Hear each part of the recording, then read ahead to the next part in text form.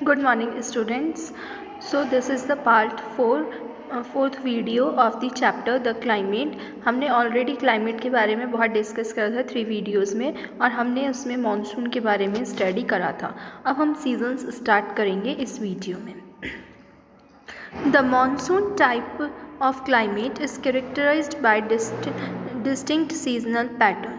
जो monsoon type का climate होता है इसमें हमें बहुत सारे सीजन्स जो होते हैं देखने के लिए मिलते हैं।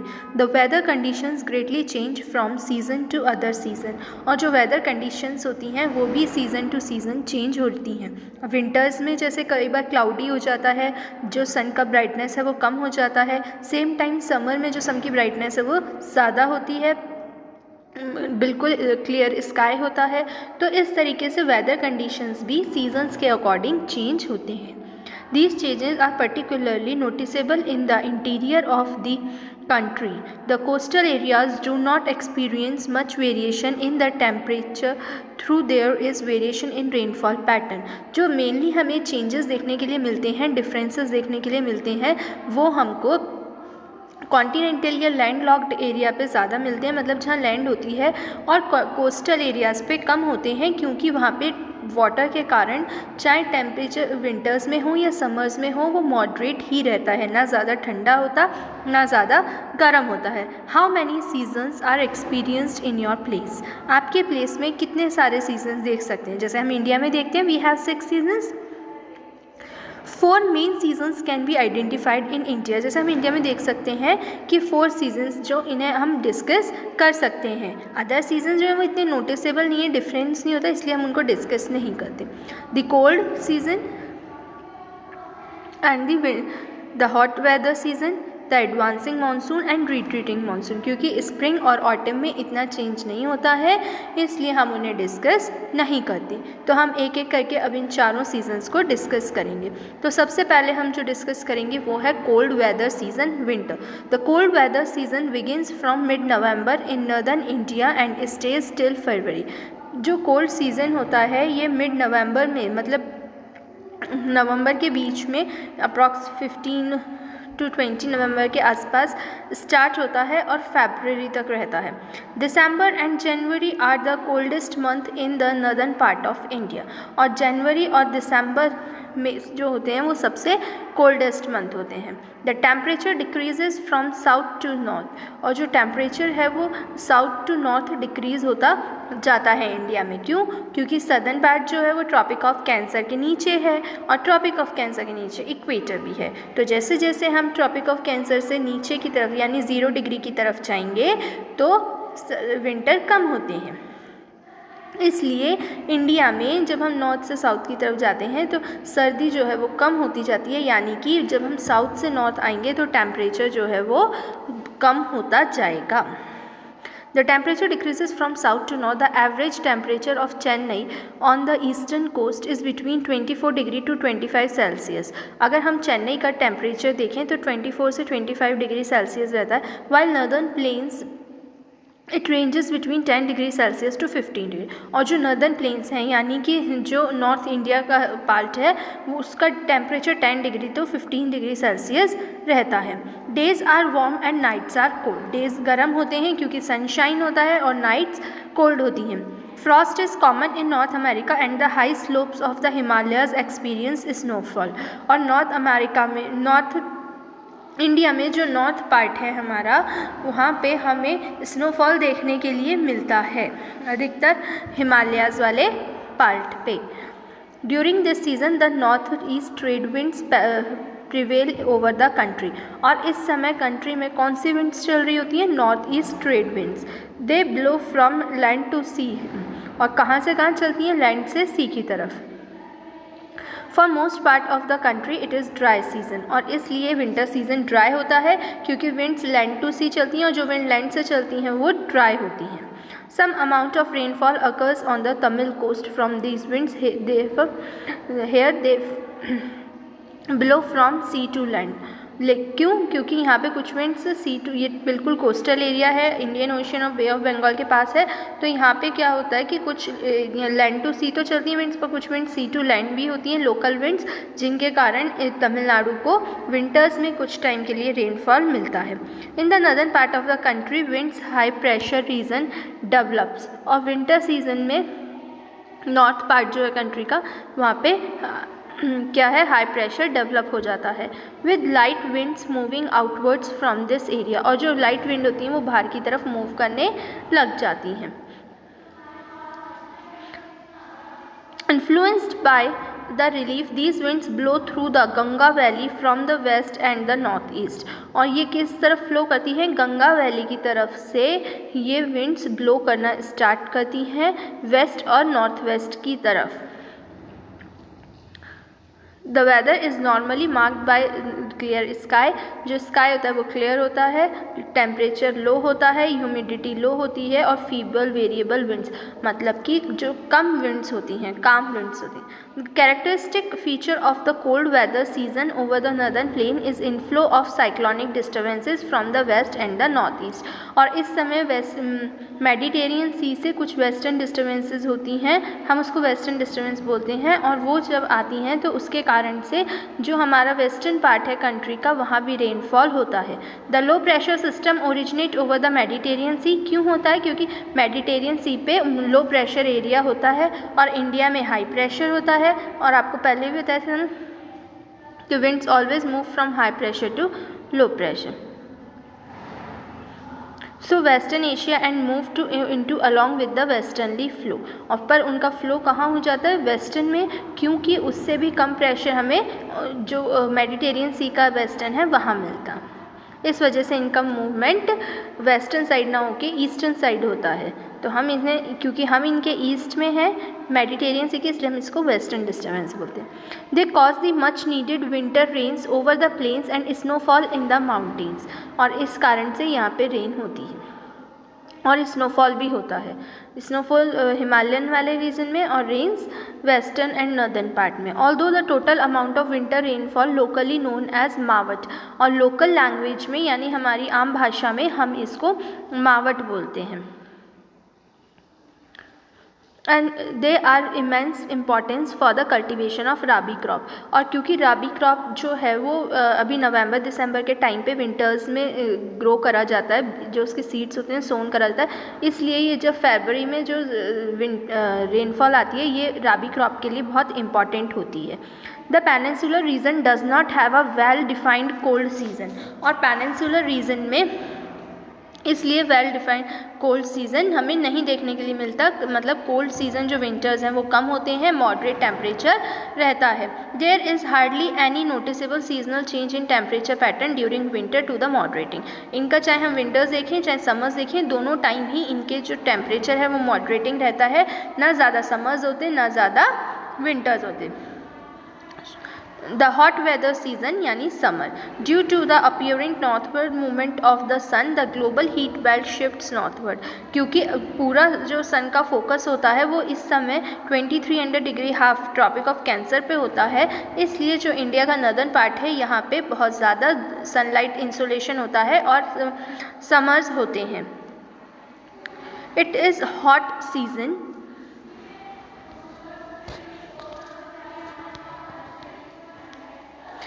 इन इंडिया, इस समय इंडिया में गर्मी होती है। The influence of shifting of heat belt can be seen clearly from the temperature recordings, हम देख सकते हैं कि इस समय जो टेम्परेचर है वो भी ज़्यादा हो जाता है। टेकिंग मार्च मई डिफरेंट लैटिट्यूड्स, क्योंकि जो सन का मूवमेंट है, हम देखते हैं हम सभी एक फेस्टिवल मनाते हैं जनवरी में, मकर संक्रांति, जिसका मीनिंग होता है कि जो सन है वो ट्रॉपिक ऑफ कैंसर की तरफ मूव करता है कैप्रिकॉर्न से। सो कैंसर, उसका फोकस कहाँ पे? ट्रॉपिक ऑफ कैंसर पे, इस वजह से यहाँ पे गर्मी ज़्यादा देखने के लिए हमें मिलती है। So May of different latitudes in March the highest temperature is 38 degree Celsius recorded on the Deccan Plateau, और अगर हम डेक्कन प्लेटो में देखें तो हाईएस्ट टेम्परेचर जो यहाँ पे होता है वो 38 डिग्री सेल्सियस होता है। In April, temperature in Gujarat and Madhya Pradesh are around 42 degrees Celsius. In May, temperature of 45 degrees Celsius is common in the northwestern part of the country. और अगर हम गुजरात वगैरह में देखें, एमपी में देखें, तो वहाँ का टेम्परेचर 42 डिग्री और जो वेस्टर्न पार्ट राजस्थान है वहाँ का हमें 45 डिग्री सेल्सियस देखने के लिए मिलता है.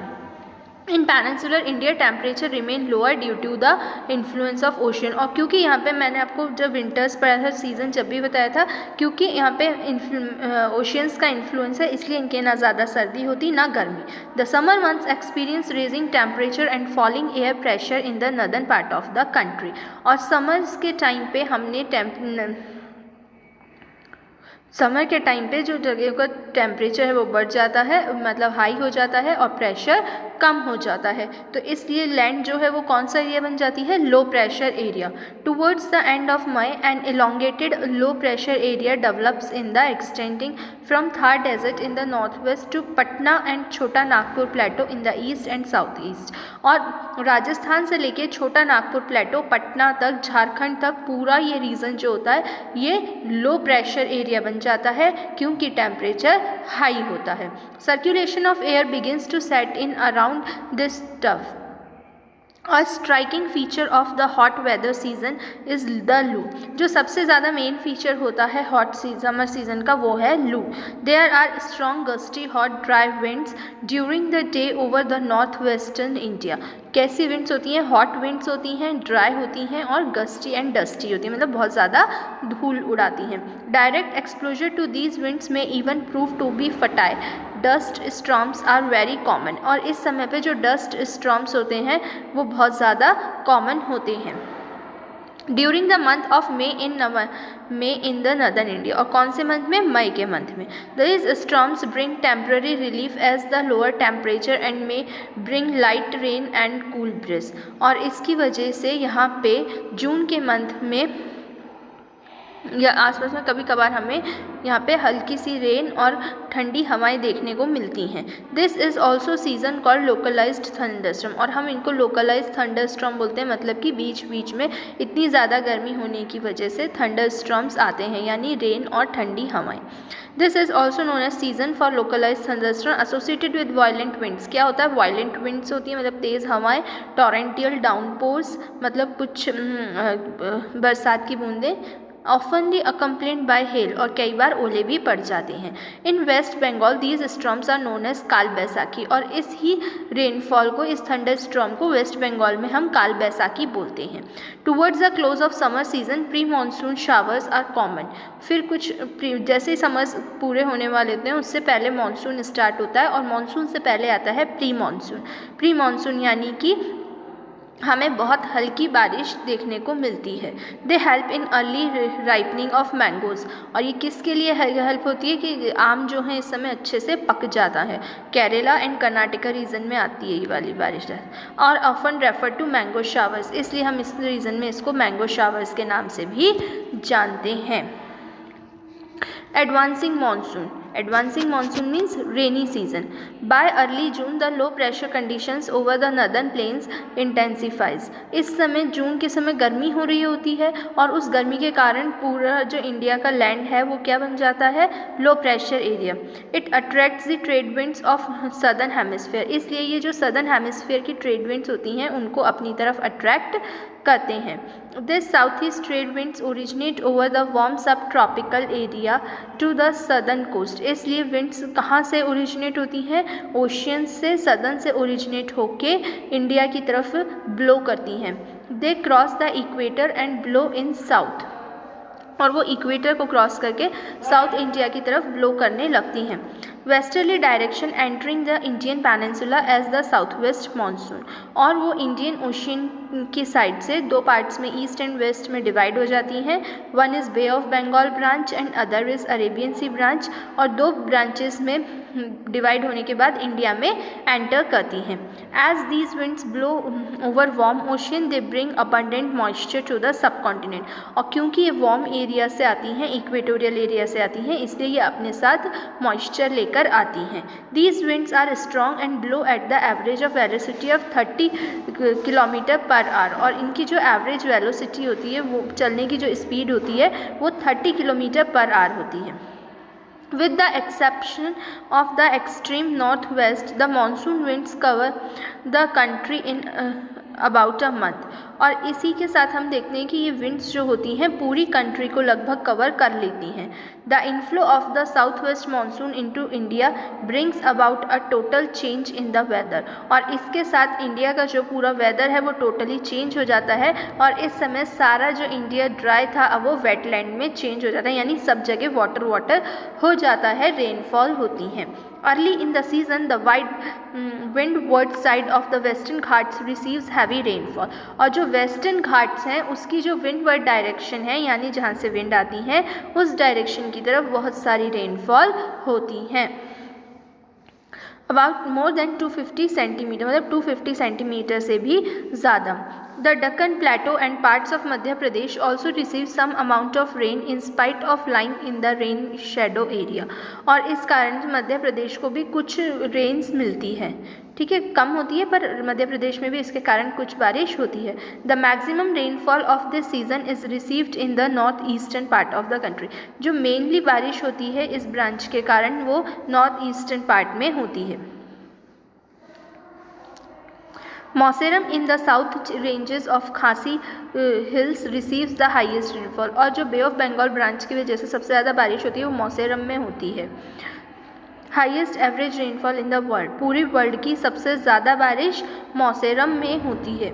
Rainfall in the Ganga valley decreases from east to west. और अगर हम जैसे देखें कि रेनफॉल जो है वो ईस्ट से वेस्ट की तरफ डिक्रीज़ हो जाती है, यानी कम होती जाती है।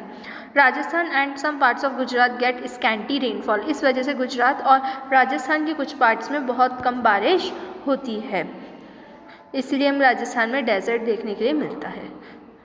Thank you.